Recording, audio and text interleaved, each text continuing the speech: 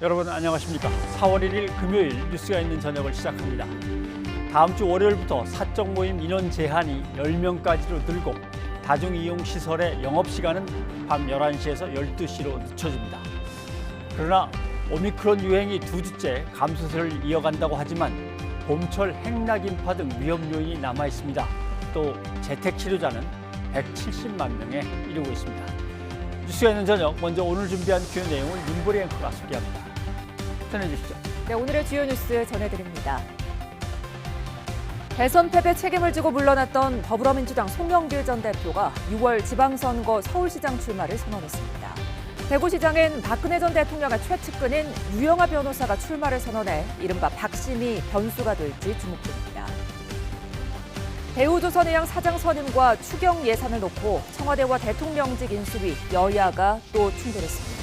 정권 인수인계와 정책 등을 놓고 곳곳에서 대립 양상이 커지고 있습니다. 오늘 오후 경남 사천시에서 공군 훈련용 전투기 2대가 공중 충돌한 뒤 추락했습니다. 조종사 4명이 비상 탈출하면서 낙하산이 펴졌지만 모두 숨졌습니다.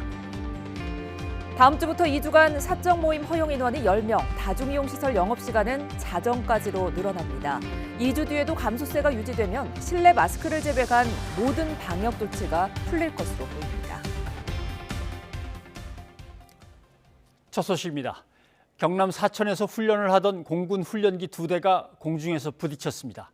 이 사고로 훈련기에 타고 있던 조종사 4명이 전원 순직했습니다. 비행기 잔해가 떨어지면서 민가에도 피해가 잇따랐습니다. 오태인 기자입니다. 나무 사이에서 시커먼 연기가 피어오릅니다. 그 위로 낙하산을 탄 2명이 천천히 땅으로 내려옵니다. 상공에는 충돌 당시 남은 검은 연기가 희미하게 남았습니다. 오후 1시 반쯤 경남 사천시 정동면에서 KT-1 공군 훈련기 2대가 공중에서 충돌한 뒤 추락했습니다. 훈련을 하려고 이륙한 지 불과 5분 만의 일입니다. 농막 위에서 꽝꽝 한 소리가 들려서 처음 들어보는 소리이기 때문에 밖에 나가서 보니까 서쪽을 보니까 연기가 나면서 잔해물이 하늘에서 날아오는 걸 보고 훈련기에는 각각 교관과 훈련생이 1명씩 모두 4명이 타고 있었습니다. 일부는 공중에서 탈출해 낙하산을 타고 내려왔지만 끝내 모두 순직했습니다. 또 훈련기 파편의 팀에서 인근 교회 지붕에 불이 붙는 등 민간 피해도 잇따랐습니다. 공중에서 떨어진 훈련기 잔해물은 민가를 덮쳤습니다. 지붕은 물론 아래에 주차되어 있던 차량까지 덮치면서 차량이 완전히 부서졌습니다. 하지만 다행히 민간인 인명피해는 없었습니다. 마을 주민들은 놀란 가슴을 쓸어내렸습니다. 주민들이 많이 놀랐고요. 집이 한 채 정도 파편이 떨어가지고 조금 파손이 되었고 차가 한 2대 파편이 떨어가지고 파손이 되었습니다.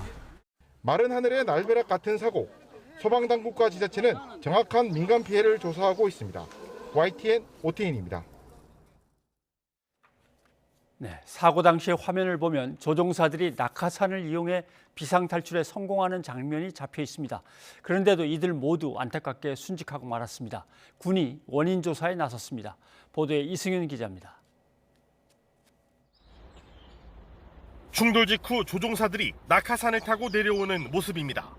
항공기는 비상 탈출할 경우 덮개가 열리고 좌석이 치솟으면서 낙하산이 펼쳐지는데 탈출에 성공했지만 이미 큰 충격을 받은 상태여서 순직한 것으로 추정됩니다.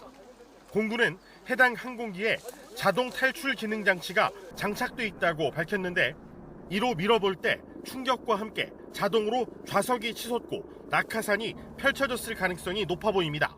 그렇지 않으면 탈출 과정에서 기체 파편 등과 충돌해 충격을 받았거나 탈출 시 충격으로 기절한 상태에서 낙하산 줄에 질식했을 가능성도 있습니다. 충돌 사고가 발생한 KT-1 훈련기는 국내 기술로 개발된 최초의 국산 기본 훈련기입니다. 전투기 조종사 후보생들을 위한 2인승 훈련기로 지난 2000년부터 총 80여 대가 운용 중입니다. 이번 사고는 두 훈련기가 연달아 이륙한 지 5분 만에 사고가 났는데 먼저 출발한 훈련기는 조종사가 직접 육안으로 지형 지물 등을 파악하는 시계 비행을, 이어 출발한 훈련기는 계기에만 의존하는 계기 비행으로 이륙한 것으로 알려졌습니다. KT-1 훈련기 추락 사고는 지난 2003년 11월 조종사 한 명이 숨지는 사고가 발생한 이후 이번이 두 번째입니다. 공군은 사고 직후 KT-1 훈련기의 비행을 중단했으며 대책본부를 구성해 원인 조사에 나섰습니다. YTN 이승윤입니다. 다음 소식입니다. 더불어민주당 송영길 전 대표가 지방선거 승리를 위해 헌신하겠다며 서울시장 출마를 공식 선언했습니다. 보수진영 격전지 대구시장 선거에선 박근혜 전 대통령 법률 대리인인 유영하 변호사가 출마하면서 본선급 예선 분위기가 한층 달아올랐습니다. 최하영 기자입니다. 서울 시민이 됐다며 민주당 송영길 전 대표가 6일 지방선거 서울시장에 도전장을 냈습니다. 송 전 대표는 SNS를 통해 이제 누가 서울에서 승리할 수 있을지는 당과 당원, 지지자들이 판단할 것이라며 오직 승리를 위해 헌신하겠다고 다짐했습니다. 근거 없는 추대나 전략 공천은 머릿속에 없다면서 개인의 정치적 진로 문제가 아니라는 점도 거듭 강조했습니다.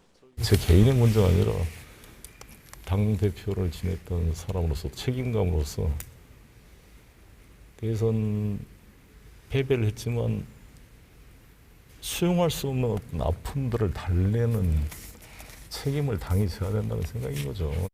하지만 당내에선 대선 패배의 책임이 있는 송 전 대표를 내세우는 게 맞느냐며 반대 기류도 여전합니다. 선거를 발벗고 도와야 할 서울 의원들이 송영길 차출론에 부정적 인식을 교환하며 비상대책위에 우려를 전달하는 등 여파가 이어지고 있는 겁니다. 6일 지방선거의 격전지 경기지사 후보 선출을 두고는 민주당 주자들 사이에서 경선룰 삿바 싸움이 시작됐습니다. 당 밖에 있다가 경선에 뛰어든 새로운 물결 김동연 대표가 현재 50%인 권리당원 투표 비율을 줄일 필요성을 시사하자 아무래도 바깥에서 오시는 분이 권리당원 한 명도 모르는데 공정하지는 않겠죠. 당내 경쟁자인 염태영 전 수원시장과 안민석 의원은 경기장에 들어온 선수의 도리가 아니라며 이렇게 반박했습니다. 선수가 경기장에 입장하면서 룰을 바꾸자고 하는 것은 반칙 아니겠습니까? 한편 보수 진영의 최대 격전지로 떠오른 대구에서는 박근혜 전 대통령의 법률 대리인인 유영하 변호사가 출사표를 던졌습니다. 홍준표 의원과 김재원 전 최고위원 대결에 이른바 박심이란 변수가 더해지면서 점입 가경이 됐습니다. 출마를 선언하기 전까지 수차에 걸쳐서 말씀을 드렸고 곧 후원회가 만들어질 겁니다. 그 후원회 회장으로 대통령께서 후원회를 맡아주시기로 하셨고 6일 지방선거가 두 달 앞으로 다가오면서 속속 대진표가 짜이는 가운데 여야의 공천 경쟁 분위기도 달아오르고 있습니다. YTN 최하영입니다. 윤석열 대통령 당선인이 후보 시절에 약속했던 4.3 추념식 참석을 지키기 위해서 제주를 찾습니다. 윤 당선인은 이 행사에 다녀온 뒤 새 정부의 초대 국무총리 후보도 발표할 것으로 보입니다. 엄현주 기자입니다. 후보 시절 제주를 찾아 4.3 희생자들의 넋을 기렸던 윤석열 당선인. 당시 윤 당선인은 대통령이 된 뒤 4.3 추념식에 참석하겠다고 말했습니다. 우리가 그 넋을 기리고 추모하고 합당하게 보상이 이루어지도록 제가 차기 정부를 맡게 되면 최대한 노력하겠습니다. 이 약속대로 윤 당선인은 행사에 맞춰 제주를 방문하기로 했습니다. 통합의 의미가 담긴 거란 설명인데 보수정당 대통령 당선인 신분으로는 처음입니다. 이후 여하를 막론하고 양민이 무고하게 희생됐다고 하는 거에 대해서는 당선인은 넋을 기리고 추모하고 모든 국민이 함께 따뜻하게 보듬고 위로하는 게 자유민주 국가 국민의 도리고 의무라고 생각한다는 점을 여러 번 강조한 바가 있습니다. 윤 당선인은 기자들과 만나서도 약속을 지키겠다는 뜻을 거듭 강조했습니다. 말을 그렇게 또 했고 또 그때도 생각이 있었고 하니까 일요일 날 이제 가기로 한 거죠. 추념식에 다녀온 이후에는 총리 후보 지명이 이뤄질 것으로 보입니다. 초대 국무총리 후보자로 한덕수 전 총리를 지명하기로 가닥을 잡은 것으로 알려졌고 임종용 전 금융위원장은 경제부총리로 거론되고 있습니다. 후보군에 오르내린 김한길 국민통합위원장은 고사한 것으로 전해졌습니다. 인수위 관계자는 오는 3일 발표할 가능성이 크다면서도 막판에 변경될 여지를 배제할 수는 없다고 언급했습니다. YTN 엄윤주입니다. 인수위원회가 산업은행의 대우조선해양 사장 선임을 두고 청와대 배후를 의심한다는 입장을 낸 뒤 양측 간의 설전이 더욱 거세졌습니다. 청와대는 모욕당한 느낌이라면서 사과를 요구했는데 인수위는 감정적 해석이라며 본질을 호도하고 있다고 맞받아쳤습니다. 김승환 기자입니다. 문재인 대통령과 윤석열 당선인의 회동 사흘 만에 불쑥 튀어나온 청와대의 알박기 인사 논란. 청와대는 좋은 분위기 속에서 서로 인수인계를 위해 노력 중인데 인수위가 찬물을 끼얹었다며 불쾌감을 숨기지 않았습니다. 모욕당하는 그런 느낌이었다는 말씀을 드립니다. 청와대가 사실이 아니라고 이렇게 말씀을 드리면 저는 정중하게 사과해야 한다고 생각합니다. 이에 인수위는 부실공기업 문제가 새 정부가 해결해야 할 큰 부담이자 책무라면서 인사권 다툼으로 문제의 본질이 흐려져선 안 된다고 청와대를 재차 비판했습니다. 상식이 지켜지지 않은 데 대한 문제 제기를 한 것일 뿐인데 청와대 측에서 감정적으로 해석하신가 아닌가 하는. 국회에서도 공방을 이어갔습니다. 국민의힘은 인수위가 눈독 들이고 있는 게 놀랍다고 꼬집은 청와대를 두고 적반하장이라고 비난했고 더불어민주당은 이번 인사는 아무런 문제가 없을 뿐 아니라 인수위가 개입할 사안이 아니라고 목소리를 높였습니다. 내가 눈독을 들이면 로맨스 인사권 행사이고 남이 눈독을 들이면 불륜 인사권 행사인 것입니까? 점령군과 같은 월권 행태를 즉각 중단하고 법과 원칙에 맞는 권한만을 행사하기 바랍니다. 신구 권력 간 갈등이 다시 커지는 모습인데 당선인 측은 이를 두고 인수위 입장에 당선인의 의중이 반영된 건 아니라고 거듭 선을 그었습니다. 또 이번 문제가 청와대 당선인 측 실무 협상에 영향을 줄 것도 아니라고 덧붙였습니다. 그러나 양측의 입장이 팽팽히 맞서면서 차질 없는 정권 인수 인계도 어려워지는 것 아니냐는 우려가 다시 고개를 들고 있습니다. YTN 김승환입니다. 이재명 전 민주당 대선 후보의 조직폭력배 연루서를 제기한 박철민 씨. 이 박철민 씨 휴대전화 명의가 국민의힘 선거대책본부 소속이었던 인물이라는 보도로 공방이 일고 있습니다. 민주당은 윤석열 선대위가 조직적인 정치 공작을 벌였다며 비판했지만 당사자는 자신 명의 휴대전화가 아니고 이 후보 의혹 제기 연관성도 없다고 반박했습니다. 김자영 PD가 당사자를 취재했습니다. 서울경찰청은 지난달 29일 국제마피아파 출신 박철민 씨가 수감된 수원구치소 등을 전격 압수수색했습니다. 앞서 박 씨는 지난 대선 과정에서 이재명 후보와 이준석 코마트레이드 대표 간 조폭 연루서를 제기했다가 명예훼손과 공직선거법 위반 등의 혐의로 고발당했습니다. 지난해 10월 경기도 국정감사에서 국민의힘 김용판 의원은 박 씨의 제보라며 이 후보가 박 씨를 통해 이 대표에게서 뇌물 20억 원을 받았다는 의혹을 제기하고 현금 다발 사진을 공개했습니다.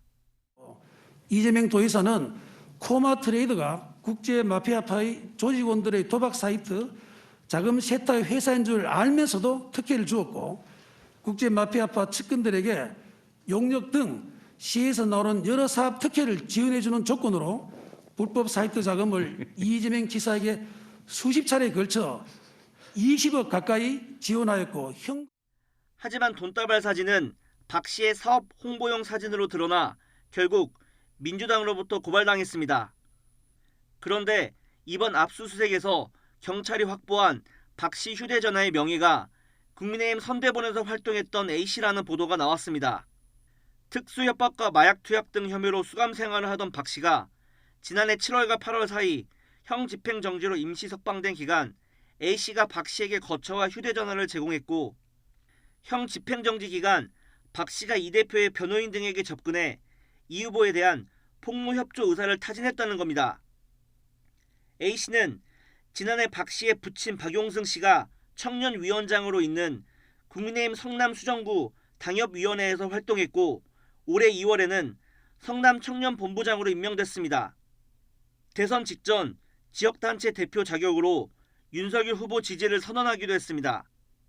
민주당은 비대위 회의에서 해당 보도를 언급하며 윤석열 캠프의 정치 공작이라고 맹비난했습니다.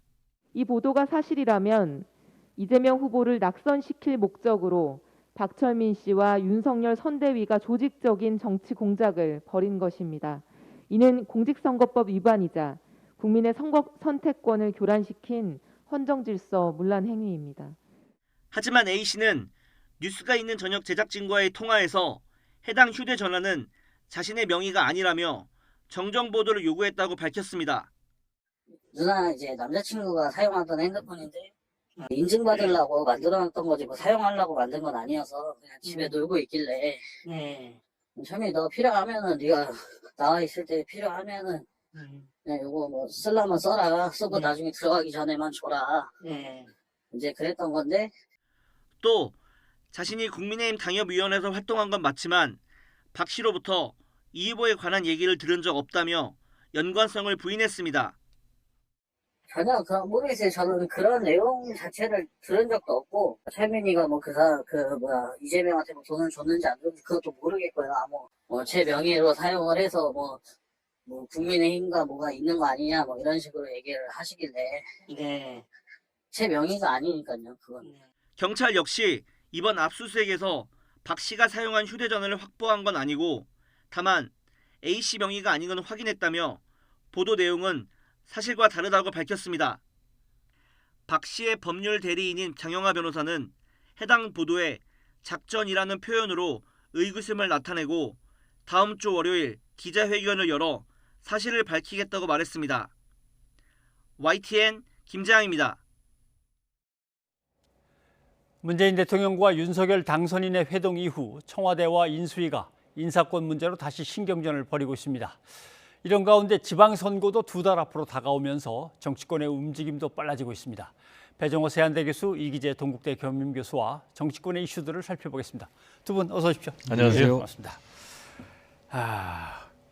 청와대와 또 인수위가 뭐 정치적인 이슈를 가지고 갑자기 충돌한 게 아니고 묘하게도 대우조선해양이라는 사기업의 어떤 신임 대표 임명을 두고서 부딪혔습니다.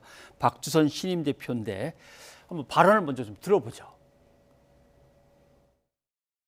대우조선해양은 문재인 대통령의 동생과 대학 동창으로 알려진 박두선 신임 대표를 선출하는 무리수를 강행했습니다. 외형상 민간 기업의 이사회 의결이라는 형식적 절차를 거쳤다고는 하나 사실상 임명권자가 따로 있는 것 아니냐는 합리적 의심을 자초한 비상식적이고 모렴치한 처사입니다. 모욕당하는 그런 느낌이었다는 말씀을 드립니다. 인수인계를 하기 위해 노력하는 중인데 이렇게 찬물을 끼얹는 이런 브리핑을 하셨으면 그리고 청와대가 사실이 아니라고 이렇게 말씀을 드리면 저는 정중하게 사과해야 한다고 생각합니다. 맨 처음에 의혹 제기의 어미가 좀 길긴 깁니다. 합리적 의심을 자초하는 비상식적이고 모렴치한 처사다라고 하는 것이고 아무튼 모욕당하는 느낌이었다. 청와대의 반박은 그렇고요. 자, 문제는 뭐가 문제인가? 근데 민간 기업의 이사회를 통한 인사 임명인데 국민의힘이 제기하는 의혹은 정확하게 어떤 게 문제라는 겁니까? 이제 그 대우조선해양은 그 회사를 잘 아셔야 될 텐데 시청자들이 우선은 이게 1999년에 이제 워크아웃 돼 갖고 그렇죠. 이게 공적 자금을 7조 넘게 투입한 그 회사거든요. 그 이후에 산업은행이 이제 지분을 이제 55% 이상을 가지고 있다 보니까 그러니까 실제 뭐 민간 기업이라기보다는 오히려 그 공공에서 이제 그 관여를 심하게 했고 그리고 계속 지금까지도 누적 적자를 기록했어요. 그래서 지난해도 한 1조 7천억 정도의 적자를 기록한 회사입니다. 그러다 보니까 이게 정부 입장에서는 늘 이 대우조선해양을 어떻게 처분해야 될지가 이제 고민거리인 것이었고 그래서 지난해 현대중공업하고 이제 거기서 인수를 이제 하려고 하다가 이제 실패를 했던 것인데 그러다 보니까 어떻게 보면은 그 정권이 바뀔 때마다 뭐 문재인 정부도 그랬지만 그 전에 이명박 정부나 박근혜 정부 때 이 정치권의 인사들이 굉장히 많이 들어갔어요. 거기에 감사, 이사, 사장 이렇게 그러다 보니까 이제 소위 얘기해서 회사가 이제 정치 바람을 타는 회사가 돼버렸는데 아마도 이번에 그 신임 이제 그 누구죠 이름이 박 대표 그 이분께서 그 어떤 대표로 선임하는 과정에서 많은 문제제기가 있었던 것으로 좀 보여지고요. 그러면서 이분이 이렇게 선임을 했을 때 이분이 이제 뭐 지금 국민의힘에서 인수위 쪽에서 얘기하는 것은 뭐 문재인 대통령 동생의 뭐 동문이다 뭐 이런 식으로 얘기하는데 제가 볼 때 이거 좀 약간 억지스럽고 그거보다는 어쨌든 이렇게 공적 자금이 투입돼서 산업은행에서 이렇게 관리하는 회사의 대표를 선임하는 부분에 대해서 너무 그 협의 없이 이렇게 추진하는 것이 옳으냐 이런 이제 문제 제기를 저는 한 것으로 보여지고요. 이 부분에 대해서 과거 이제 기록을 보면 금융위원회에서 산업은행 측에 이런 이제 대우조선해양에 대한 임원에 대한 인사를 좀 신중하게 정권 교체이니까 하라고 이제 지침을 내렸음에도 불구하고 이제 임명이 되었기 때문에 이것에 대해서 이제 문제 제기가 있는 것으로 보여집니다. 네. 우선 이 교수님이 말씀하신 걸 정리하면 엄청난 혈세가 들어간 이제 큰 규모의 부실 덩어리이기 때문에 그것 이제 산업은행이 이제 키를 쥐고 있으니까 이건 앞으로 새 정부가 어떻게 구조조정이나 산업 재편을 갖다 해나갈지와 엉켜가지고 새 정부한테 사장 인선을 맡기는 게 좋은데 왜 대선 치르기 전에 후다닥 해치웠냐 이 문제인 것 같습니다. 지침도 있었는데 제 정리가 맞는지는 모르겠습니다만 의견이 어떠십니까? 일단 기업은 이제 민간 기업임에 틀림이 없고요. 따라서 인사권이 대통령에게 있는 게 아니니까 청와대가 영향력을 행사할 수 없고요. 또 영향력을 행사해도 안 되는 것이죠. 그런데 이 인사를 관련해서 인수위에서 문제 제기를 하고 나섰다는 얘기는 이른바 이제 알박기 인사로 했다는 것은 마치 이 인사권을 현 인수위 그러니까 윤석열 대통령 당선인이 갖고 있는 것 아니냐라는 그런 이제 역공의 빌미를 준 것은 사실이고요. 이제 가장 중요한 것은 이번에 대표로 선임이 된 분이 박주선이라는 분인데 이분이 이제 문재인 대통령의 동생하고 대학교 동창이라는 거예요, 해양대학교. 그럼 이제 이분이 전문성이 있는 인물이냐 없는 인물이냐 이게 이제 가장 중요한 건데 지금 이제 해양조선 이 여기서 40년 넘게 가까이 근무를 해왔고 그리고 뭐 상무 그리고 또 뭐 전무 그리고 부사장 거쳐서 정상적인 절차를 거쳐서 다 된 그런 분이기 때문에 전문성에는 문제가 없고 또 적법 절차 관련해서도 뭐 이사회 의결 통해서 그리고 주총했으니까 전혀 문제가 없단 말이에요. 가장 중요한 것은 현재 이 대표를 선임하는 그런 절차와 과정에서 청와대 현 문재인 정부의 입김이 들어갈 수 있느냐 없느냐 문제 아니겠습니까? 근데 지금 대우해양조선 같은 경우는 모든 주요 의사결정을 경관이라고요. 경영정상화관리위원회에서 합니다. 근데 이 경영정상화관리위원회가 언제 구성이 됐냐면은 박근혜 정부에서 구성이 됐어요. 총 8명인데 이 가운데 7명이 그때 당시에 임명된 그런 인물이기 때문에 오히려 지금 윤석열 대통령 당선인 측에서 영향력을 행사할 가능성이 더 높지 문재인 대통령 정부에서 영향을 행사할 가능성은 적다. 그리고 상식적으로 봐도 떠나는 권력에 누가 영향을 좀 받겠습니까? 아무래도 들어올 새로운 미래 권력의 영향을 받지. 그런 점에서 지금 인수위에서 제기한 이런 문제는 좀 여러 가지 논리적으로 납득이 가지 않는데 그럼에도 불구하고 지금 신구 권력이 충돌해서 굉장히 걱정하고 있는 그런 상황. 그래서 사흘 전에 문재인 대통령과 윤석열 대통령 당선인이 19일 만에 만나서 좀 잘해보자. 인수인계. 국민들이 좀 불안을 덜어내자. 이렇게 했는데 다시 인수위에서 이런 문제를 제기하니까 저도 좀 그 배경이 좀 궁금하고 혹시 지방선거를 앞두고 계속해서 이런 갈등을 양산해내는 것 아니냐라는 그런 우려도 들기 때문에 좀 국민들의 불안을 덜어내주기 위해서 좀 협조 모드로 가야 된다라는 얘기를 좀 강조하고 싶습니다. 대우조선해양의 수만 명 직원과 그 가족들을 합치면 그 지역에서 지방선거는 상당히 유리해지는데 지방선거와 관련해서 뭐가 있을까요? 저는 지방선거라고 생각은 하지 않고요. 그러니까 신구 권력 간의 지금 인사권을 둘러싼 어쨌든 그 권력 싸움이라고 보여집니다. 국민들은 이제 그렇게 볼 수밖에 없고, 근데 대우조선해양은 아까 말씀드렸다시피 지금 계속 적자를 보기 때문에 이걸 어떻게 처리하느냐가 굉장히 중요해요. 현재 이거를 제대로 못 처리하게 되면 윤석열 정부도 또 그에 대한 공적 자금을 투입하든가 또 여러 가지 그 문제에 대해서 압박을 받을 수밖에 없지 않습니까? 그래서 이걸 잘 관리해야 되는데, 근데 지금 그 신임 그 박두선 신임 대표가 그러니까 사실 그 문재인 정부에서 고속 승진을 하신 거거든요. 그래서 상무에서 전무, 부사장에서 이번 대표까지 쭉 고속 승진을 하셨으니까 그 부분에 대해서 뭐 이렇게 문제 제기를 저는 했다고는 보는데, 저는 사람에 대해서 문제 제기를 했다기보다는 이것의 어떤 처리 절차를 왜 그 금융위에서 분명히 산업은행에 이야기했음에도 불구하고 산업은행에서 왜 이렇게 일방적으로 처리를 했느냐. 오히려 대우조선해양에 대해서 묻기보다는 제가 볼 때 산업은행에 대해서 문제를 제기하고 있는 거거든요.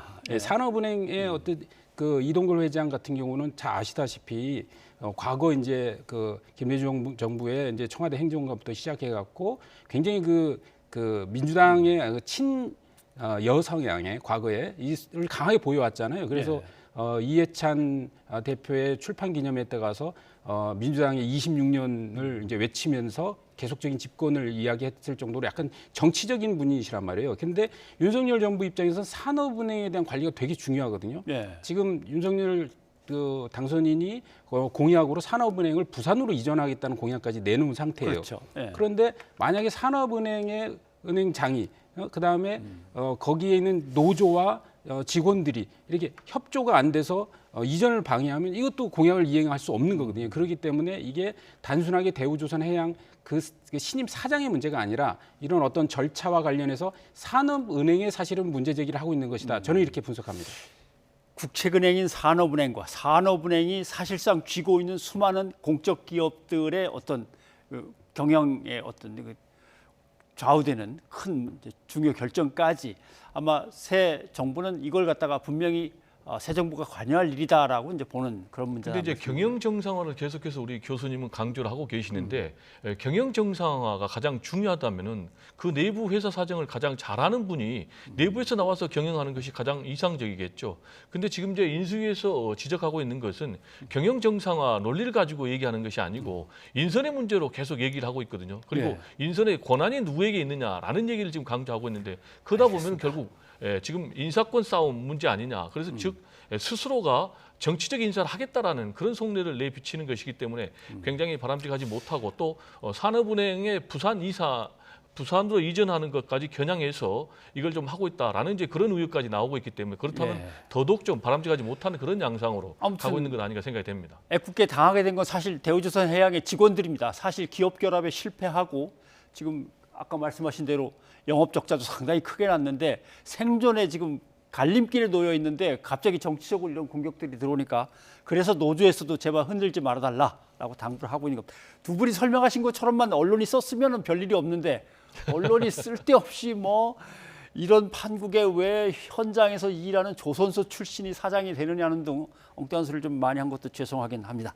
자, 그런데 지금 뭐 맨 처음에 이제 시작은 사실 집무실 이전부터 양쪽의 갈등이 시작됐기 때문에 새로 계획을 짠다는 얘기가 있는데 이게 맞습니까?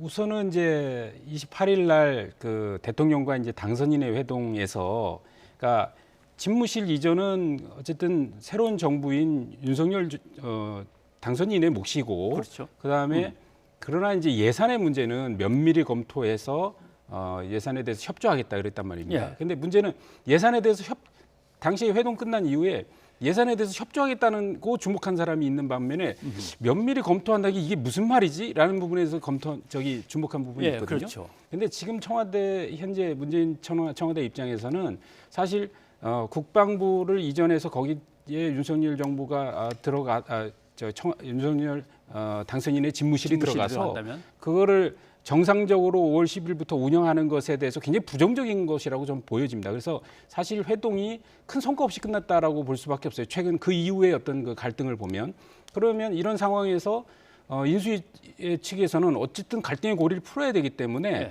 그럼 면밀히 검토하겠다고 하기 때문에 면밀히 검토한 예산을 다시 올릴 수밖에 없는 입장이고요. 그래야 예비비를 주고 이제 이전을 가능하니까요. 그래서 현재는 국방부 청사에 가서 이 실측까지 해서 예산을 지금 다시 뽑는 상태이고 이것을 제출할 것으로 봅니다. 근데 과연 이렇게 제출한다고 해서 승인해 줄 것이냐 이 문제는 또 남는 문제죠. 즉 그 회동이 갖고 있는 본질적인 내용이 협조 쪽에 있는 것인지 아니면 어떤 명분 만들기에 있는 것인지에는 제가 볼 때는 이 새로운 안이 만들어서 올라간 이후에 청와대 반응을 통해서만이 확인이 가능하다 이렇게 분석을 합니다.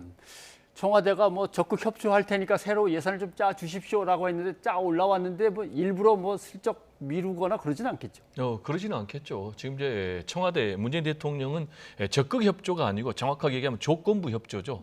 정확한 이전 계획 그리고 면밀한 예산 검토. 한마디로 얘기하면 안보 공백이 있어서는 안 된다라는 얘기예요. 따라서 안보 공백을 해소할 수 있는 이전 계획을 내놓고 거기에 합당한 예산 계획을 내놓으라는 얘기예요. 그러면 얼마든지 협조하겠다라는 것이 이제 문재인 대통령의 입장이고요. 따라서 이제 거기에 맞게 이전 계획을 내놔야 되는데 지금 통째로 5월 10일까지 다 한다. 이거는 이제 아무래도 안보 공백이 생길 수밖에 없다라는 것이 이제 청와대 문재인 대통령의 입장이거든요.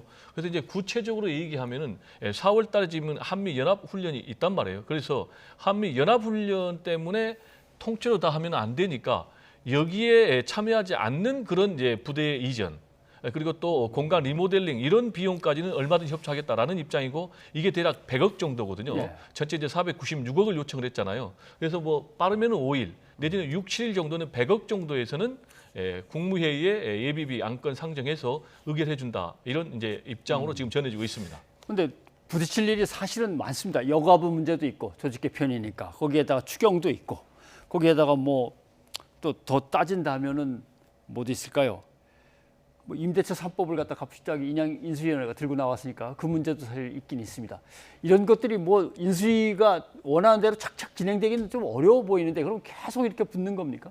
지금 말씀하신 대로 뭐 추경 문제라든지 그리고 또 뭐 정부 조직법 개편 문제라든지 이런 모든 것이 지금 인수위의 의도대로 윤석열 대통령 당선인의 의도대로는 될 수가 없고 결국 이제 172석을 갖고 있는 민주당의 협조 내지는 동의가 있어야 되거든요. 따라서 지금 뭐 추경 문제도 당장 현 정부에서는 하지 않고 지금 새 정부 들어와서 하겠다라는 이제 그런 입장으로 바뀌고 있는 그런 상황이고요. 그리고 이제 여가부 폐지 문제도 기능을 재조정하고 명칭을 좀 바꾸는 쪽으로밖에 갈 수 없는 그런 상황. 그리고 이제 임대차 3법 문제도 결국 이제 폐지하는 것은 민주당에서는 동의를 해줄 수가 없는 그런 문제죠. 왜냐? 민주당은 오히려 이 법이 지금 안착하고 있다. 성공하는 방향으로 가고 있다. 장기적으로는 바람직하다. 따라서 오히려 임대차 3법을 강화해야 된다. 그런 입장이기 때문에 결국 이것도 지금 인수위에서 의도대로는 갈 수 없고 현실적으로 할 수 있는 뭐 인센티브 제도라든지 그런 쪽으로밖에 추진할 수 없는 그런 상황이 아닌가 생각이 됩니다. 이기재 교수님 보시기에는 어떻습니까? 이 현안들. 우선은 이제 각종 쟁점들이 이제 지방선거를 앞두고 더 이렇게 타협이 안 되고 더 갈등으로 고조되고 있는 것 같은데요. 저는 뭐 예를 들어서 여가부 건 같은 경우는 민주당 입장에서 어쨌든 법안을 이제 정부 조직법을 쉽게 통과를 안 할 거라고 생각합니다. 그런데 그 건에 대해서는 사실 국민들께서도 뭐 예를 들어 우려하는 지점도 있고 그것을 찬성하는 분도 있고 이게 편이 갈리기도 하고 남성과 여성으로 대립하는 부분도 있거든요. 그런 면에서 뭐 선거 캠페인으로는 저는 할 수 있다고 보는데 저는 임대차 3법과 관련해서는 저는 민주당이 이거는 전향적으로 검토를 해야 된다고 생각해요. 왜냐하면 이거는 어쨌든 법이 도입된 지 지금 2년 후에 이제 또 그 계약갱신을 해야 되는 상황에 많은 임차인들이 지금 직면해 있지 않습니까? 근데 한 2년간 해보니까 엄청난 후유증이 있어요. 실제로 임대인들은 임대인들대로 임차인이 계약갱신 청구를 요구하니까 이제 내가 들어가서 살겠다 나가라 이렇게 하고 있는 거고 안 나가는 거에 대해서 사실 이삽이라든가 웃돈을 줘서 내보내는 경우도 있고 그다음에 임차인은 임차인대로 주인이 들어오는 거에 대해서 막 이거 어떤 불신과 갈등이 있는 것이고 또 2+2라고는 하지만은 4년 이후에 갑자기 올라와 버린 또 전세금을 어떻게 갚아야 될지 문제도 있는 것이고 또 전세가 급격하게 줄고 있잖아요. 이런 부작용들이 어마어마하게 많기 때문에 실제로 국민들은 이 임대차 3법 같은 경우는 조정이 필요하다. 그렇다고 해서 그러면 극단적으로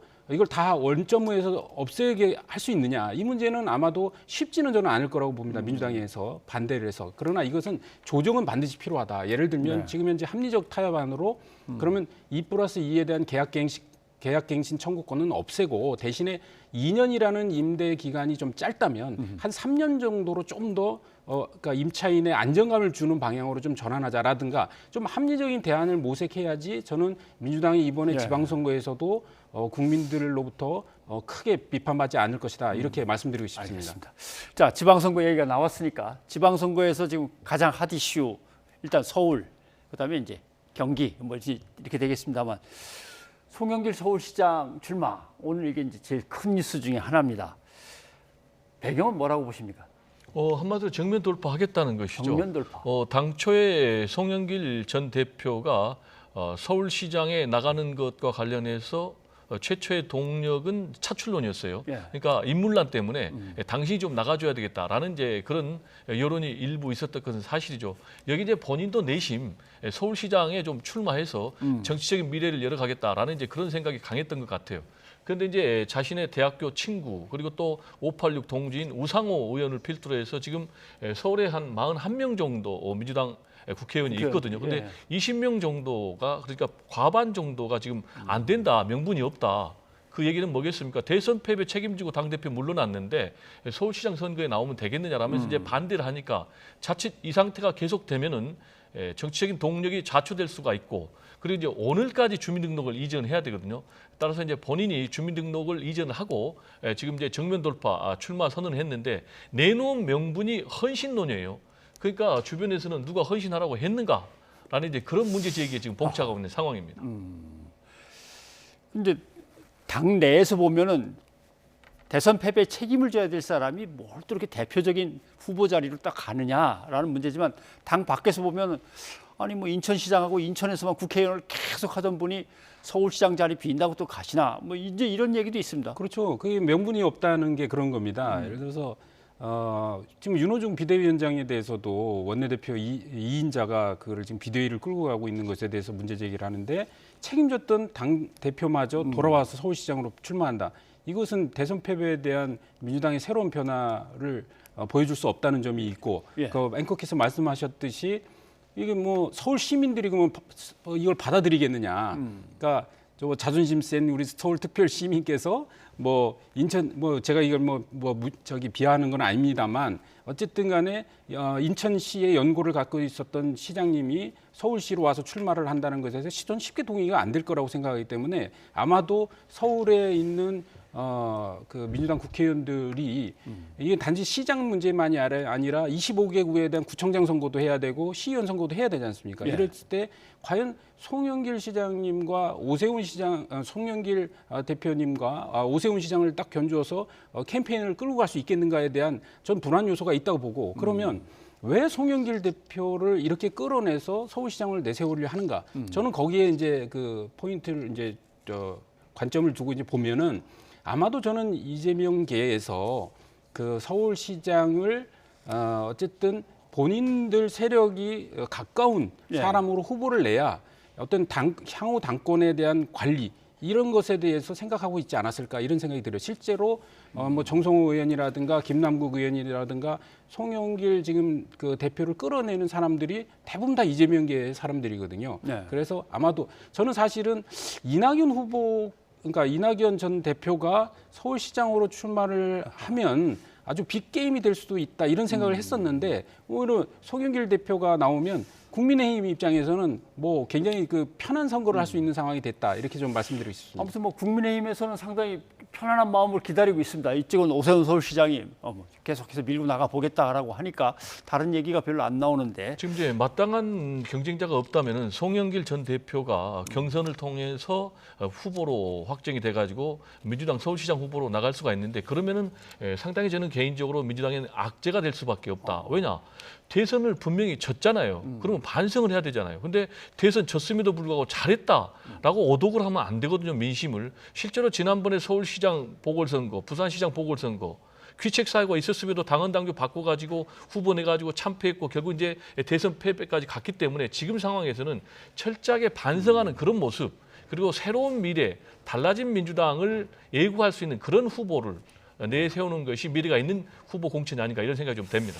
아무튼 지금 뭐 송영길 전 대표만 놓고서 대선 책임을 자꾸 얘기했습니다만은 경기도 쪽에 출마한다는 이제 유승민 전 의원도 그렇고, 그다음에 김동연 대표도 그렇고, 대선에 나왔다 이름 쫙 알린 다음에 지방선거로 쑥 가고 한 자리씩 차지한다라고 하는 게 모양새가 썩 그렇게 좋아 보이진 않는데, 아무튼 뭐 그렇다고 치고, 자, 대구도 좀 얘기를 해봐야 될 것 같습니다.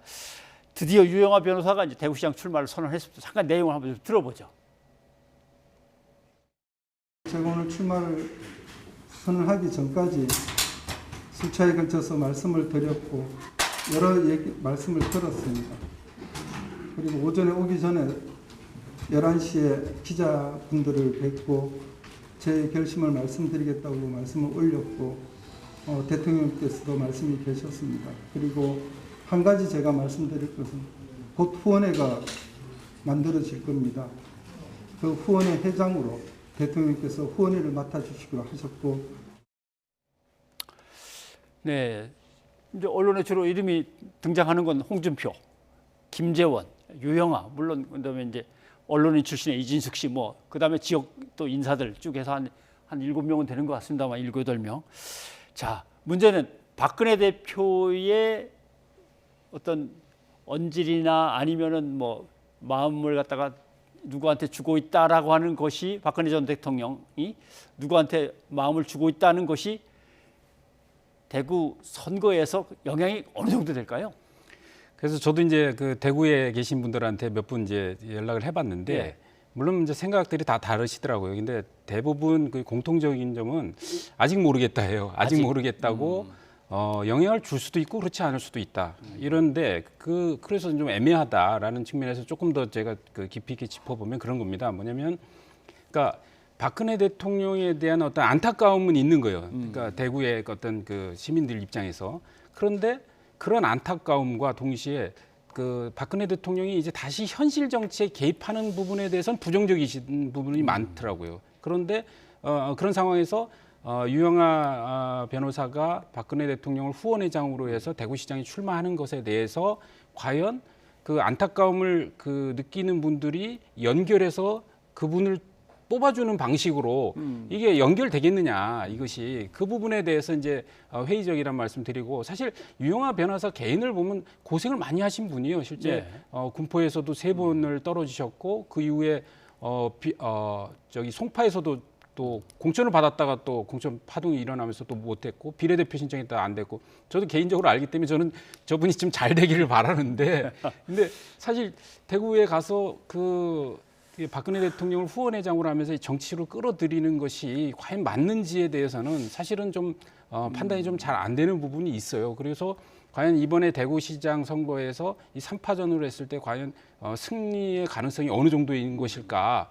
우선은 현재 전망으로 볼 때는 지금 홍준표 전 대표가 굉장히 그 국민 여론에서 많이 앞서가고 있고요. 근데 당원 투표, 국민 투표가 있는데, 지난번 이제 대선에서도 사실은 뭐 민심에서 앞서고 당원 투표에서 졌지 않습니까? 그래서 이제 윤석열 당선인한테 뺏긴 건데, 이번에도 당원들의 마음은 김재원 의원에 대한, 김재원 전 최고위원 쪽에 대한 생각, 그다음에 이번에 이제 불출마를 선언한 이제 권영진 시장, 그러니까 지금 김재원 의원하고 권영진 시장의 연대설이 좀 돌고 있더라고요. 그래서 그렇게 됐을 때에 당심과 민심의 표 분석이 쉽지 않은 상황, 이런 상황에서 유영하 변호사가 어느 정도의 그 역할을 할 수 있는지, 그런 부분이 이제 주목된다고 볼 수 있습니다. 이 교수님 잘 모르겠다고 하는 말씀에 공감이 자꾸 되는 게, 민심을 제가 뭐 다 읽는 건 아니지만 주변에 이제 평범한 사람들의 얘기는 그렇게 열심히 싸워주고 헌신하더니 뭘 달라 그러니까 갑자기 저것 때문에 그렇게 열심히 했나? 이제 이런 생각이 든다면서 약간씩 이제 회의적인 반응들이 조금씩 나오기도 합니다. 배 교수님 보시기에는 어떻습니까? 일단 뭐 분명한 것은요, 이번 대구시장 선거 과정이 박근혜 전 대통령의 위력이 어느 정도인지를 측정할 수 있는 바로미터가 될 것이면은 틀림이 없어 보여요. 결과를 뭐 제가 한번 예단한다면은, 아무리 이제 박근혜 전 대통령의 복심이다, 그러면서 후원회장까지 박근혜 전 대통령을 맡기면서 이른바 박근혜 간판으로 뛴다 할지라도, 또 현실적으로 박근혜 전 대통령에 대한 동정, 그리고 또 박근혜 전 대통령의 아버지 박정희 전 대통령에 대한 향수가 있다 할지라도, 그게 결국 유영아 변호사의 승리로 가기는 좀 상당히 무리가 될 것이다. 예. 이유는 이제 두 가지인데요. 하나는 일단 경선 구도가 지금 친박이 두 사람이잖아요. 김재원 전 최고위원 같은 경우도 청와대에 박근혜 청와대에서 정무수석을 했단 말이에요. 그래서 일단 친박이 두 사람이니까 한쪽으로 표가 정리되지 좀 않을 것 같고, 그러면 이제 분산 효과를 홍준표 의원이 이제 얻을 수밖에 없고, 그리고 두 번째로는 아무래도 지금 윤석열 대통령 정부가 이제 앞으로 출범을 할 거란 말이에요. 근데 여기에 힘을 몰아줘야지 자칫 분산되면 안 될 것 같다라는 이제 그런 생각도 좀 할 것 같아요. 그래서 유영아 변호사가 과연 최종적으로 승리를 할지 저는 좀 개인적으로 회의적입니다. 네, 알겠습니다. 근데 이게 지방선거 얘기를 하다 보니까 사실 대표적인 후보들 얘기하고 다른 이제 출마 예상자들 또는 출마 선언자들에 대해서 일일이 지적을 못하고나 넘어가게 되는데, 이제 경기지사 같은 경우 이제 그런 거란 말이죠. 사실은 민주당은 여러 명이 지금 출사표를 던졌기 때문에, 그래도 어쨌든 간에 김동연, 유승민 두 사람만 놓고 보면, 야, 대선 경선 후보로 나왔던 사람들이 경기도에서 한번 세게 붙는다면 어떻게 될까? 근데 후보들의 이름을 좀 일단 제껴놓고, 늘 경기도에서 민주당이 국회의원 숫자가 완전히 다르잖아요. 국민의힘하고 한참 앞서 있었는데 이번 대선 때는 뭐 거의 상당히 좁혀졌습니다. 자, 경기도지사 선거에서 국민의힘과 민주당과 국민의힘은 어떨 것 같습니다? 저는 뭐 민주당이 유리할 것이다 이렇게 전망을 합니다. 그 근거는요, 일단 과학적인 근거인데, 지난 대선 때 민주당의 이재명 후보가 윤석열 현 당선인에 비해서 5%포인트, 47만 표를 이겼거든요. 예.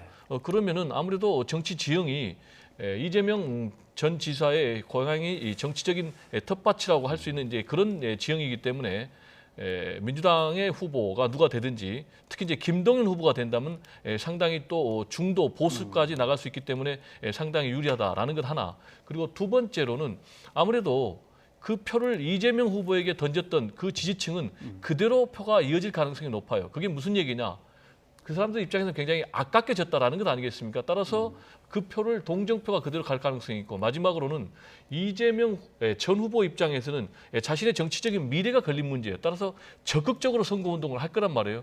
그래서 저는 유승민 후보하고 만약에 이제 김동연 후보하고 격돌하면은 김동연 후보가 상당히 더 유리할 것이다 이렇게 보고 있는데, 역시 중요한 것은 두 분 다 후보가 돼야 되는 것이죠.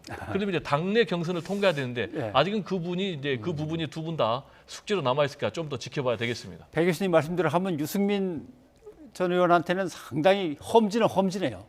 근데 저는 이제 박빙이라고 예측을 하거든요. 예. 왜 그러냐면 이번에 이제 대선에서는 5% 정도 이재명 후보가 이겼지만 이번에 그 상황이 달라지는 건, 첫 번째는 경기도지사였던 이재명 후보가 나오는 게 아니거든요. 그러니까 그 자기 텃밭에 대한 프리미엄이 저는 있었다고 보기 때문에 그 요인이 줄었다는 거. 그다음에 또 하나는 어쨌든 정권 교체에 대한, 정권 교체 이후에 새로운 정부 출범이 이제 5월 9일 이루어지고 바로 한 달도 안 돼서 이루어진 대선이기 때문에 새로운 정부의 흐름에 좀 어느 정도의 국민의힘이 이익을 볼 수 있다. 그리고 중요한 거는 그렇습니다. 이번에 이번에 지방선거 때 국민의힘이 일관되게 아마도 얘기할 것은 윤석열 정부에 힘을 실어달라고 요구할 거예요. 그러니까 지금 현재 그 의회 권력이 172석이 그 민주당에게 있기 때문에 결국은 국정 운영의 안정성을 그나마도 담보하려면 어쨌든 뭐 시행령이든 시행규칙이든 정부가 결정하면 이게 지방 정부에서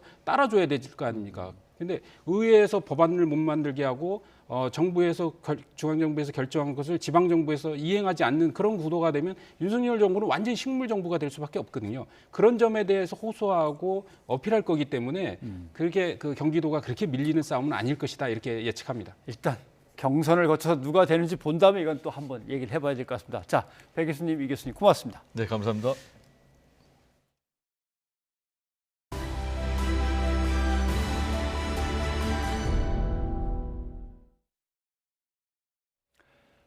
문재인 정부 출범 이후 산업부뿐만 아니라 국무총실 산하 여러 연구기관에도 사퇴 종용이 있었다는 의혹이 제기됐습니다. YTN이 확보한 당시 국책연구원장과 소관기관 사이 통화 녹취에는 청와대에서 사퇴 종용을 통보받았다며 윗선을 언급한 대화 내용이 담겨 검찰 수사가 확대될 가능성이 큽니다. 이준엽 기자입니다. 지난 2018년 1월 손기홍 당시 통일연구원장은 급작스러운 사퇴 요구를 마주했다고 YTN 취재진에게 설명했습니다. 통일연구원은 국무총리실 산하 공공기관인 경제인문사회연구회의 26개 소관 연구기관 가운데 하나입니다. 당시 손 원장에게 연락한 건 연구의 실무를 책임지던 강모 사무총장이었습니다. 1월 5일 감사를 받고 1월 10일 날 오후 한 2시간 시간을 정해놨는데 그 사무총장이 전화가 왔어요. 전화 와가지고 당신은 성희롱이다 이거야. 첫 통화를 하며 메모했는데 당시 손 원장의 성추행 의혹에 대해 징계하지 않을 테니 자발적으로 사퇴해달라고 요구한 내용이 담겨 있습니다. 이후 주고받은 문자에도 강 사무총장이 저쪽에 단단히 당부했다며 약속을 강조하는 문구가 등장합니다. 버텨도 어차피 이사회에서 해임된다며 사무총장이 거론한 건 BH, 즉 청와대의 인사수석실이었습니다. 이틀 뒤에도 비슷한 통화가 이루어졌습니다. 아니 근데 그게 이제 BH라는 게 청와대예요, 뭐 국가안보실이에요, 어디입니까 그게? 저희는 그냥 인사수석실에서만 통화가. 강 사무총장은 통화 2달 전 손 원장 말고도 사퇴해야 할 소관 연구원장 3명 이름이 나왔다고도 언급합니다. 12월 말에 뭐 3대 기관장 나갈 때 제 이름이 청와대에서 나왔다고 제가 뭐 사무총장한테 이야기 들으니까 그 이상 뭐 망설 이유도 없었고. 근데 저도 좀 저기 했던 게 의아했던 게 다른 뭐 그냥 이제 지나갔으니까 예. 다른 분들은 이제 그게 11월 초경에 나왔어요. 녹취록에 언급된 한 기관장은 자세한 이야기를 하고 싶지 않다면서도 전방위적 사퇴 종용 사례를 직접 봤다고 말했습니다. 저는 제가 제 주위도 그렇고 이런저런 케이스를 제가 실제로 이 블랙리스트 해가지고 사퇴 종용하는 거는 제가 여러 건을. 강 사무총장은 전화기를 끈 채 취재진 연락에 일절답하지 않았습니다. 당시 인사수석실에 있었던 비서관도 자신이 맡은 기관이 아니라 모르는 일이라고 반응했습니다. 앞서 지난 2019년 10월 손 원장은 서울 동부지검 요청으로 퇴임 경과에 대한 의견서를 제출했습니다. 검찰 관계자는 수사력 충원 계획을 묻는 YTN 취재진의 질문에 아직 정해진 것은 없다고 밝혔습니다. 사퇴 종용 과정에 청와대 인사가 개입했다는 구체적인 정황들이 나온 만큼 검찰 수사는 자연스럽게 이른바 윗선으로 향할 것으로 보입니다. YTN 이준엽입니다. 대장동 특혜 의혹 재판에 황무성 성남도시개발공사 초대 사장에 출석해 자신에게 사직을 종용한 건 당시 성남시장의 지시라고 들었다고 증언했습니다. 하지만 검찰은 이미 이와 관련해 이재명 당시 시장 등의 혐의가 없다고 결론 내린 상태인데요. 남은 대장동 의혹과 함께 검찰 수사의 향방이 주목됩니다. 손효정 기자입니다. 황무성 성남도시개발공사 초대 사장이 대장동 특혜 의혹 재판에 증인으로 출석했습니다. 황 전 사장은 2013년 대장동 개발 사업을 위해 설립된 성남도시개발공사의 첫 사장으로 취임했지만 1년 반 뒤 임기를 채우지 못하고 사퇴했습니다. 황 전 사장은 지난 2015년 2월 부하 직원인 유한기 전 본부장이 자신을 찾아와 이재명 당시 시장의 지시로 이야기가 다 됐다며 사직을 강요했다고 증언했습니다. 황 전 사장은 당시 유 전 본부장이 사직서까지 인쇄해와서 몇 차례나 사인하라고 요구했는데 몸싸움까지 벌였지만 결국 사인했다고 진술했습니다. 당시 자신이 공모 지침서에 대형 건설사의 참여를 포함하는 내용을 넣으라고 지시했는데 이게 시장의 뜻과 달랐기 때문인 것 같다며 외압 배경을 추측했습니다. 앞서 황 전 사장이 사퇴 외압 의혹을 처음 폭로했을 때와 같은 주장입니다. 아니 그게 뭐 지 거야 원래? 그건 주고 말고 할 거야. 어? 시장님 명을 받아서 한 거 아닙니까? 대신 여기 그러면 꼭 시장님 얘기입니다. 왜 그렇게 모르십니까? 이와 관련해 이재명 당시 시장과 측근인 정진상 전 정책실장은 직권남용 등 혐의로 고발됐지만 검찰은 이미 지난 2월 이들에게 무혐의 처분을 내렸습니다. 황 전 사장의 사직을 강요했거나 직권을 남용했다고 볼 만한 증거가 없다는 게 검찰의 판단이었습니다. 수록이 3개나 있잖아. 근데 그걸 보고도 증거가 없다 그러면 그럼 어떤 증거를 찾아야 되는 거야? 황 전 사장은 또 자신은 바지 사장이었을 뿐 유동규 전 본부장이 공사의 실세였다며 유 전 본부장에게 엄청난 권한을 준 건 인사권자인 성남시 지휘부였을 거라고 주장했습니다. 현재 검찰 수사는 50억 클럽 의혹의 곽상도 전 의원을 재판에 넘긴 이후 대선이 끝난 뒤에도 사실상 멈춘 상태입니다. 검찰 관계자는 황 전 사장의 주장과 관련해 관련자 진술을 모두 종합했을 때 이전 시장 등의 직권남용 혐의가 입증되지 않았다며 고발인의 재정 신청 결과를 기다리고 있다고 밝혔습니다. 이런 가운데 박범계 법무부 장관은 검찰 수사의 공정성을 우려하며 직권으로 상설특검을 도입할지 검토하고 있습니다. 화천대유 일당이 재판에 넘겨졌지만 배임 윗선과 정관계 로비 등 남은 의혹이 산적한 만큼 어떤 형태로든 수사가 재개될 거란 관측이 조심스럽게 제기됩니다. YTN 손유정입니다. 새 정부 경제정책 가운데 가장 관심을 끄는 건 역시 부동산 정책이겠죠. 윤석열 당선인은 후보 시절 250만 가구를 공급해 집값을 잡겠다는 공약을 밝혔는데요. 국토교통부와 서울시가 이 공약 실현을 위한 공동 TF를 구성하기로 했습니다. 홍주혜 기자입니다. 대규모 공급을 통해 집값을 잡겠다는 게 윤석열표 부동산 정책의 핵심입니다. 5년 동안 전국에 250만 호 이상, 수도권에 130만 호 이상의 신규 주택을 공급하겠습니다. 대통령직 인수위원회 부동산 TF에서도 이 부분이 집중적으로 논의되고 있습니다. 특히 공급에 중점을 두고 국토교통부와 서울시가 도심주택 공급 실행 TF를 꾸리기로 했습니다. TF팀장은 국토부 주택토지실장과 서울시 주택정책실장이 공동으로 맡고 정비사업과 도시계획 등 주택 공급에 필요한 모든 부서가 참여합니다.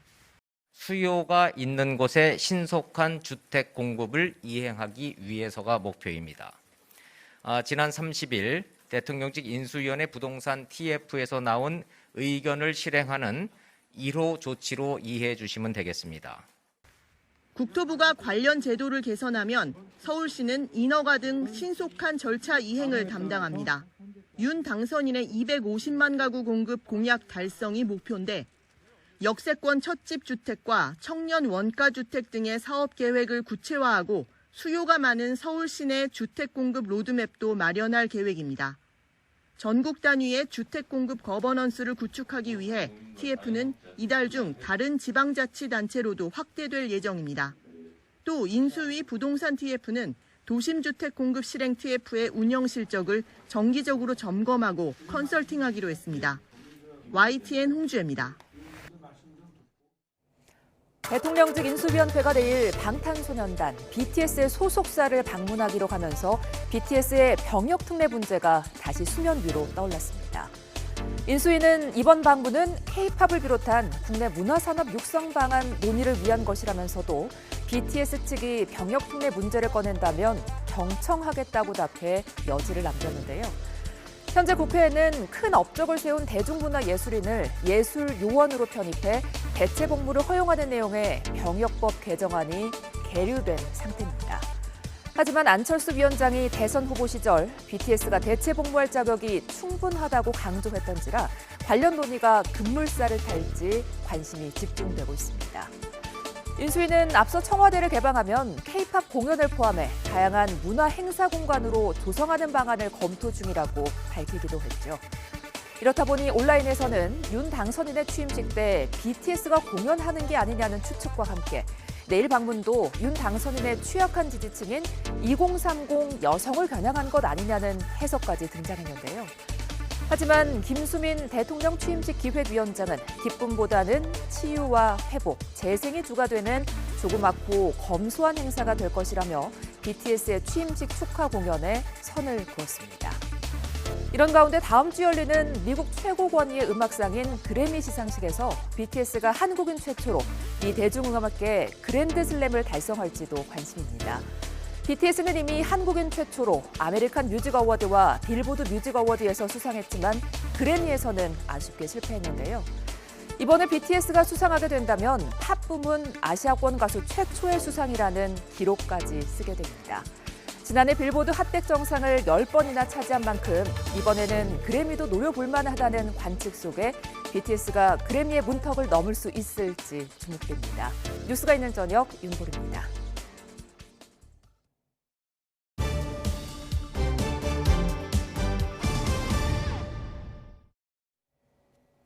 오미크론 유행이 감소세로 전환되자 정부가 다음 주부터 거리 두기를 사적 모임 10명, 영업시간 자정까지로 완화하기로 했습니다. 정부는 2주 뒤 감소세가 확인되면 실내 마스크 착용을 제외한 모든 방역 조치 해제를 검토하기로 했습니다. 최명신 기자가 보도합니다. 신규 환자는 28만여 명으로 4만 명 넘게 줄며 20만 명대로 떨어졌습니다. 주간 평균 확진자도 32만 명 수준으로 2주 전인 3월 셋째 주 40만 명과 비교해 20%나 감소했습니다. 오미크론 유행이 정점을 찍은 뒤 뚜렷한 감소세를 보이는 것으로 평가되자 정부는 다음 주 월요일부터 적용할 새로운 거리 두기를 사적 모임 10명, 영업시간 제한 자정까지로 완화하기로 했습니다. 내주 월요일부터 2주간은 다중이용시설의 영업시간 제한을 밤 11시에서 밤 12시로 완화하고 사적 모임에 있는 제한은 8인에서 10인까지로 조정하고자 합니다. 행사, 집회 등 나머지 방역수칙은 현행 그대로 적용됩니다. 정부는 이번 거리두기 완화 조치로 확진자 수가 10에서 20% 정도 증가할 수도 있지만 전반적인 유행 감소세에 미치는 영향은 크지 않을 것으로 전망했습니다. 그러면서도 대통령 인수위원회가 주문한 거리두기 완전 철폐엔 선을 그었습니다. 전파력이 큰 스텔스 오미크론의 불확실성이 존재하고 위중증 환자와 사망자가 줄지 않는 등 위험 요인이 계속 남아있는 만큼 신중해야 한다는 입장입니다. 정부는 2주 뒤에 유행이 확연히 감소하고 의료 대응이 안정적으로 유지된다면 전면적인 조정을 검토하기로 했습니다. 실외 마스크 착용도 거리두기 체계 조정과 맞물려 해제될 가능성이 커졌습니다. 최종적으로는 실내 마스크 정도를 제외하고 영업시간, 사적 모임, 대규모 행사 등 모든 방역 규제를 해제하고 일상에 가까운 체계로 나아가게 될 것입니다. 정부는 거리두기 전면 해제 기준이 되는 방역 지표로 앞으로 2주간 현재 65% 안팎인 중환자실 가동률과 1,300명 수준의 위중증 환자 수가 급격히 올라가지 않는 경우라고 밝혔습니다. YTN 최명신입니다. 정부가 또 한 번 사회적 거리두기를 소폭 완화하기로 했지만 반응은 엇갈렸습니다. 계속되는 거리두기 조정에 피로감을 고소하며 완전히 풀어달라는 목소리가 컸지만 아직 속도 조절이 필요하다는 지적도 나왔습니다. 김철희 기자입니다. 점심시간 손님맞이 준비가 한창인 서울 영등포구의 고깃집. 정부의 거리두기 지침이 계속 바뀌고는 있지만 현장 분위기는 크게 달라지지 않았습니다. 큰 의미가 있다고 생각하지는 않습니다. 확진자가 워낙 많기 때문에 손님들이 9시 전에 다들 집에 가시거나 저희 그냥 다 풀어줘도 될 거라고 생각하고 있습니다. 방역수칙 완화에 반가움을 표시하면서도 완전히 풀어두지 않는 거리두기 정책의 실효성에 의문을 제기하는 목소리도 나옵니다. 방역 정책에 너무 일관성이 없다. 그리고 진짜 이게 과연 실효성이 있는가에 대해서 의문을 많이 제기했었습니다. 시간이 12시면 그래도 조금 숨통은 트일 것 같긴 했습니다. 시민들도 여전히 하루 수십만 명씩 나오는 확진자가 걱정되긴 하지만 이미 방역 규제를 상당 부분 완화한 상황에서 크게 신경 쓰이지 않는다는 반응이 많았습니다. 확진자가 요즘 많이 늘어나고 있는 상황이기 때문에 좀 마스크를 철저히 하고 이용을 한다면 별 문제가 없지 않을까 생각하고 있습니다. 친구들하고 이제 늦게까지 좋은 시간도 보낼 수 있을 것 같고 그동안 많이 좀 답답했었으니까 좋은 기회가 될 것 같아요. 다만 전문가들은 아직 확산세가 꺾이지 않은 만큼 거리두기 완화에도 속도 조절이 필요하다고 지적합니다. 다만 이제 그 속도가 정부가 생각하는 만큼 금방 없어질 건 아니고 최소한 한 달 정도는 가면서 점점점 완화가 될 것이고 방역 완화를 하는 시점에서 가장 문제가 되는 것이 치료가 제때 안 되는 분이 많으세요. 반복되는 거리두기 조정에 피로감을 느껴 이제 큰 관심이 없다는 반응도 많은 가운데 일상으로의 회복을 위해선 좀 더 시간과 노력이 필요해 보입니다. YTN 김철입니다. 방역당국이 다음 주부터 2주간 사적 모임 허용 인원을 10명까지, 다중이용시설 영업시간은 자정까지 늘리기로 했습니다. 이번이 마지막 거리두기가 될 수 있다는 전망도 나오고 있는데요. 코로나 상황 이재갑 한림대 강남 성심병원 교수와 자세히 짚어보겠습니다. 안녕하십니까? 네, 안녕하세요. 10명까지, 자정까지 이렇게 하면은 신규 확진자가 다시 확 늘어나고 이럴 걱정은 사실 없겠습니까? 사실은 이미 완화 기조가 뚜렷한 지가 벌써 한 달이 넘은 상황이어가지고요. 그러니까 이번 완화가 일부 증가를 이제 촉발할 수는 있겠지만 아주 크지는 않을 거라고 예상은 하고 있고요. 네. 다만 이제 스텔스 오미크론이나 이런 영향들이 계속 남아있는 상황이기 때문에 이런 좀 불확실한 변수가 어떻게 될지에 대해서는 한 1, 2주 정도 경과를 볼 수밖에 없지 않을까 이렇게 예상하고 있습니다. 네. 정부가 오늘 그 거리두기 방안을 발표하면서 2주 뒤에도 감소세가 유지가 된다면 이제 실내에서 마스크를 하는 것 외에는 다른 방역 조치는 다 해제하겠다 이렇게 밝혔지 않습니까? 어떻게 전망하십니까? 그러니까 사실 이제 저희가 특별히 이제 이런 방역의 상황들을 얘기할 때 자꾸 이제 2주가 지나면 이제 이런 상황들을 얘기를 하는데 예. 사실은 이제 어떻든 유행의 상황이라는 부분들이 바이러스가 자기 길을 가고 있기 때문에 네. 사실 사람들이 대응할 수 있는 부분에 있어서는 어느 정도 그 상황을 지켜보고 갈 수밖에 없는 상황이거든요. 근데 2주 있다가 다 풀겠다라고 얘기를 했는데 상황이 안 좋아지면 2주 동안 2주에 풀 수 있을까에 대한 부분들 중에 스트레스 테스트 개념이거든요. 이번에 풀었을 때 정말 안정적으로 가게 되면 그 다음 단계를 넘어갈 수 있다라는 개념으로 좀 접근했으면 좋겠고 매번 2주 하는 그런 부분들도 조금 이제 좀 조심해야 될 것 같다는 생각이 들고 마지막으로 말씀드릴 거는 그러면 우리가 2주 이후에 마스크만 써도 되는 상황을 만들었을 때 우리는 그러면 준비가 돼 있는가? 그러니까 사회적으로 준비가 됐는가? 의료 체계가 준비가 됐는가에 대해서 반드시 답을 하면서 같이 얘기를 해야 되는데 그런 부분에 대한 준비가 많이 부족하거든요. 교수님도 늘 어떤 그런 흐름을 설명해 주셨지만 백신도 없고 치료제도 없을 때는 어떻게든 신규 확진자를 눌러놓고 발생하지 않도록 그냥 세계에서 가장 적게 발생하는 나라로 끌고 가다가 백신 나오고 이제 치료약 나온 다음에 이제 늘어나는 거에 대해서는 그래도 백신도 있고 치료약도 있으니까 그래도 위중증이나 사망자가 적게 유지할 수 있는 관리 능력이 생긴 다음에 이제 불어나는 거니까 큰 위험은 없겠다라고 했는데 그래도 막상 사망자가 몇백 명, 뭐 위중증 환자가 1000명 단위 이렇게 자꾸 나가니까 저건 도대체 언제 줄어드나 이제 이 얘기들을 하거든요. 사실 이제 지금 정점을 찍었다고 얘기하는 시점이 2주 전이고 아주 완만하게 떨어지고 있잖아요. 근데 위중증 환자는 아직 감소를 하지 않고 이제 정점을 이제 치고 있는 상황이거든요. 그러니까 아마 2, 3주 지나면 위중증 환자라든지 또는 이제 뭐 입원 환자나 이런 부분도 이제 어느 정도 감소를 시작할 거라고 예상은 하고 있습니다. 다른 변수가 없다면. 근데 그럼에도 불구하고 우리가 제일 안타까운 거는 사망자의 숫자가 생각보다 줄지 않고 있고 이 부분은 상당히 오래 갈 수도 있거든요. 미국이 정점 찍고 나서 거의 한 달 동안 계속 2,000명, 3,000명 사망자 계속 됐었거든요. 근데 우리가 왜 그런 예측을 하냐면 지금 가장 취약한 시설들에 대한 보호가 제대로 안 됐기 때문에 요양원하고 요양병원에서의 집단 발병은 계속 진행 중인 상황이어서 그런 데서 사망자가 나오고 있기 때문에 이런 사망자를 감소할 수 있을 만한 노력들을 우리가 얼마나 하느냐 또 그것을 얼마나 안전하게 지키느냐가 앞으로의 사망자에 대한 부분들이 해결될 수 있는 부분이라고 생각을 하고 있습니다. 네. 교수님 말씀하신 것처럼 뭐 사망자도 늘고 확진자도 폭증하고 있다 보니까 국내에서는 뭐 이게 방역 지금 제대로 하는 게 맞느냐, 여태까지 했던 게 실패 아니냐 이런 말도 나오지만 뭐 월스트리트 저널이던가요? 뭐 외신들 보니까 한국이 가장 먼저 엔데믹으로 가는 국가가 될 것이다 이런 보도도 나오더라고요. 그러니까 그나마 이제 외국들은 뭐 예방 접종이나 이런 거 없을 때 큰 유행이 있어가지고 사망자도 많았고 뭐 정말 뭐 20만 명, 30만 명의 사망자가 나왔지만 우리나라는 지금 그래도 뭐 2만 명 이하 정도로 지금 버티고 있는데 다만 아쉬운 거는 우리가 지금 한 달 동안의 사망자 거의 10,000명에 가깝거든요. 그러니까 이 부분들을 조금만 우리가 속도만 늦췄다면 조금 더 낫지 않았을까에 대한 부분들은 고민 이제 좀 아쉬운 부분이고 어쩌면 우리가 한 달 동안 겪었던 고통 때문에 어쩌면 엔데믹에 가까워진 부분이라 이 부분이 조금 아쉽다라고 얘기는 할 수 있을 것 같습니다. 어쨌든 이번만 조금만 더 우리가 조율 가능한 상황에서 조금만 조심했었으면 적어도 이렇게 300명, 400명씩 사망하는 일은 안 겪고 넘어갈 수도 있었던 거 아닌가라는 그런 아쉬움이 있다는 거죠. 네. 흔히 롱코비드 얘기를 하는데 앓고 난 다음에 상당히 건강한데도 불구하고 후유증이 꽤 있더라고요. 뭐 무기력하다고 그러고 기침도 자꾸 하고. 그러면 이게 어떤 사람들한테 해당되고 어떤 조치가 필요한 겁니까?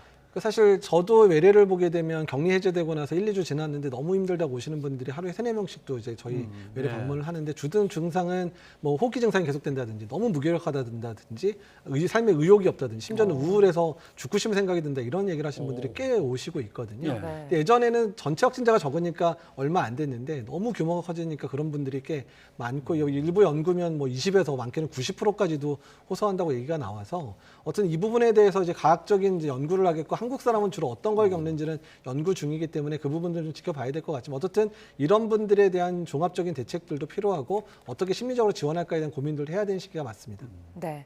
그 인수위에서 전 국민 항체 양성률 조사를 해야 된다 이러니까 이제 또 정부에서 이걸 하기로 했어요. 네. 뭐 이걸 바탕으로 4차 접종이라든지 앞으로 거리두기의 어떤 뭐 방역 조치 여부를 판단하겠다고 하던데 어떻게 보십니까? 그러니까 사실 상체 조사는 지금 계획해서 하더라도 결과 나오려면 빨라야 6월이나 7월 나오거든요. 네. 근데 그거는 지금 오미크론 유행 이후에 얼마나 우리나라 분들이 많이 걸렸는지 그러니까 실제로 숨겨진 감염까지 확인을 해서 우리나라의 전체 감염자 수는 얼마나 되는지 또한 우리나라에서 백신이나 걸려서 항체가 사람이 얼마나 되는지 규모를 알게 되면 다음번 유행일 때 우리가 어떻게 대응해야 되는지에 대한 일종의 예측 자료로 쓸 수 있는 부분입니다. 그래서 당장 지금의 유행 상황에 써먹을 수는 없다는 부분들은 국민들께서 이해를 좀 해주셔야 되지 않을까 생각이 듭니다.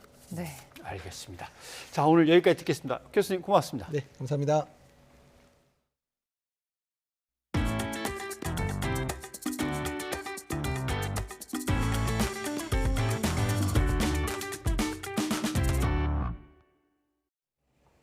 우크라이나 정부가 러시아에 포위된 남부 항구 도시 마리우폴에 갇힌 민간인을 대피시키기 위해 피란 버스를 급파했지만 러시아군이 가로막고 있는 것으로 알려졌습니다. 미국 국방부 대변인은 전쟁이 한동안 질질 끌 수 있다고 말했습니다. 김원배 기자입니다. 인구 40만 명이던 우크라이나 남부 항구 도시 마리우폴. 러시아군의 무차별적인 폭격에 주택 대부분이 파괴됐고 식량, 물, 전기 공급이 끊겼습니다. 민간인 16만 명 정도가 고립돼 인도주의 위기가 가장 심각한 도시로 전해지고 있습니다. 이리나 베레슈크 우크라이나 부총리는 국제적십자위원회가 민간인 대피를 위한 인도주의 통로를 열 준비가 됐다는 러시아 측의 통보를 받고 버스 45대를 지정된 장소로 출발시켰다고 밝혔습니다. 버스는 자포리자를 출발해 베르단스크로 향했지만 그 사이에 있는 바실리우카 검문소에서 러시아군이 버스를 통과시키지 않고 있다고 로이터 통신은 전했습니다. Більше 3 тижнів Маріуполь у повній блокаді. Російські військові закрили всі в'їзди у місто, заблокували підхід з моря. Там немає, ви це знаєте, всі ці деталі. Там немає нічого, води, їжі, ліки, немає життя. 이런 가운데 러시아는 여전히 수도 키이우 등에 대한 공세를 강화하고 있습니다. CNN에 따르면 미국 국방부 고위 당국자는 키이우와 북부 체르니히우, 하르키우 남쪽 이지움, 그리고 돈바스 지역 등 4곳에 러시아 공습이 집중되고 있다고 말했습니다. 존 커비 미국 국방부 대변인은 러시아가 키이우 함락에 일단 실패한 데 따라 주변에 배치됐던 병력의 20%가량을 전선에서 이동시켰다고 말했습니다. 커비 대변인은 이들 병력이 벨라루스 등지로 이동해 재정비를 거친 뒤 우크라이나 다른 지역으로 투입될 것으로 보이며 특히 돈바스가 재배치 후보 중 한 곳이 될 수 있다고 설명했습니다. 커비 대변인은 이미 친러시아 지역인 돈바스에선 8년간 우크라이나 정부군과 친러시아 반군 간 분쟁이 이어졌고 우크라이나군도 적극 대응할 것으로 보이는 점에서 전쟁이 당분간 계속될 수 있다고 내다봤습니다. 커비 대변인은 한동안 질질 끌 수 있다, 며칠 또는 몇 주라는 문제가 아니다라면서 이보다 훨씬 길어질 수 있다고 말했습니다. YTN 김원배입니다. 러시아 우크라이나 전쟁의 여파로 원자재 수급이 불안해지면서 모든 자재값이 뛰어오르고 있습니다. 보시면 뭐 석유라든가 그다음에 철 고물이라든가 유연탄 가격이 오르면서 레미콘, 시멘트, 철근 다 뛰고 있죠. 지난달 초부터 특히 시멘트 가격 상승, 시멘트의 부족 사태 등등의 기사가 계속 등장하고 있습니다. 시멘트 대란, 재고가 바닥나서 건설 현장이 멈출 수 있다. 우리나라는 시멘트를 만들어서 엄청나게 많이 수출하는 나라인데 러시아 우크라이나 전쟁에 왜 우리가 시멘트 부족을 겪는 걸까? 한번 잠깐 들여다보겠습니다. 시멘트 제조 공정을 설명하면 석회석을 캐서 혼합해서 부순 다음에 구워서 다시 부숴갖고 이제 제품을 만드는 건데 문제는 이 소성 과정이죠. 아주 뜨겁게 시멘트 이 석회석을 달궈야 되는데 거기에 쓰이는 연료가 바로 유연탄입니다. 그리고 이 유연탄 값이 전체 제조 원가 중에 한 30-40% 정도 될 정도로 되게 비중이 높습니다. 그런데 그 유연탄을 요새 우리가 다 75%는 러시아에서 사오고 있었던 겁니다. 근데 러시아산 유연탄이 못 들어오니까 지금 호주산을 급히 자꾸 수입해 오고 있는데 자, 한번 보시면 평소 재고량은 한 150만 톤인데 50만에서 70만밖에 없답니다. 50만이냐 70만이냐. 어차피 딱딱하게 굳어서 못 쓰는 거를 버리면 50만이고 그것까지 치면 70만이고 뭐 이런 것 같습니다. 그다음에 봄철에 시멘트가 많이 필요하고 건설이 활성화되기 때문에 겨울철에 멈춰놓고 있었습니다. 40% 정도는 작업을 중단하고 있었는데 그다음에 호주 유연탄도 뭐 러시아 걸 대신 사오는 건 좋은데 값이 엄청나게 뛰고 있습니다. 그래서 급히 멈춰놨던 소속로를 다시 가동하고 있고 수출할 거를 멈추고 내수용으로 돌리고 있는 중입니다. 4월부터 건설의 성수기로 접어듭니다. 철근, 콘크리트, 하도급 업체가 가장 먼저 타격을 받겠죠. 그 다음이 중소건설사 그리고 대형 건설사 차례로 힘들어질 텐데 어떤 대책이 필요한지 보겠습니다. 국가계약법 시행령을 보면요. 천재재변이나 원자재 가격의 급등으로 어려워진 경우에는 계약 금액을 좀 조정해 줄 수 있다라고 되어 있습니다. 예. 자재 가격의 상승분을 공사비에 좀 반영해 주라. 또 이런 것도 있습니다. 기획재정부 계약 예규를 보면은 일정한 사유로 공사가 늦어질 경우는 그 늦어진 날짜는 공기에서 빼준다라고 하는 거죠. 그래가지고 지체 보상금을 면책시켜준다라고 하는 겁니다.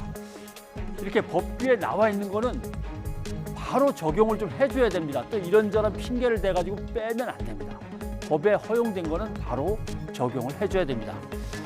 그 다음에 건설업계 입장에서 보면 각종 부담금이 많습니다. 환경부담금, 노동부담금 등등 부가세까지 일시적으로 좀 감해줘야 될 것 같고요.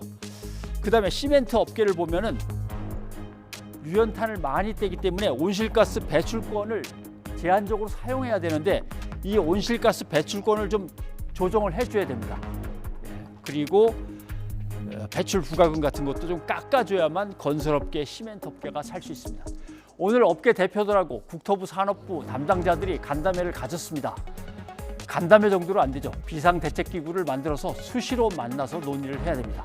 변상욱의 앵커 리포트였습니다. 오늘 뉴스가 있는 저녁을 준비한 소식은 여기까지입니다. 저희는 다음 주에 다시 찾아뵙겠습니다. 여러분 고맙습니다.